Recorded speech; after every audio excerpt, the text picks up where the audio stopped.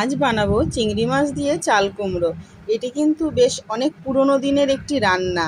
আর এখনকার মানুষের আর সময় কোথায় এ সমস্ত বানিয়ে খাবারের।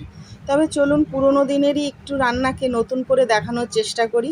চাল কুমড়োটাকে কেটে নিয়েছি আর চিংড়ি মাছগুলোকেও বেছে পরিষ্কার করে নিয়েছি। আর এখানে কড়াইতে তেল গরম করতে বসিয়ে দিয়ে তেলের ওপরে চিংড়ি মাছটাকে দিয়ে আর অল্প পরিমাণে নুন হলুদ দিয়ে মাছটাকে ভেজে তুলে রেখেছি।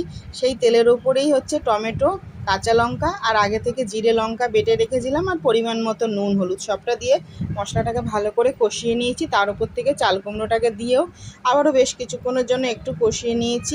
তার উপর থেকে পরিমাণ মতন জল দিয়ে দিলাম। জলটা দেওয়ার পরে কিছুক্ষণ ফোটার পরেই চিংড়ি মাছগুলোকে দিয়ে দিয়েছি। আর ব্যাস, এখানে দেখুন নামিয়ে নিলাম। এরপরে হচ্ছে ফোড়নটা কিন্তু আমি প্রথমে দিইনি, তেল দিলাম একটু, দিয়ে রাঁধুনি ফোড়ন দিলাম, দিয়ে আবারও হচ্ছে তরকারিটাকে একটু তুলে দিলাম ওর ওপরে। তারপরে নামিয়ে নিলেই রেডি। আর একটু মিষ্টি দিয়ে দিয়েছি, রেডি হয়ে গেল।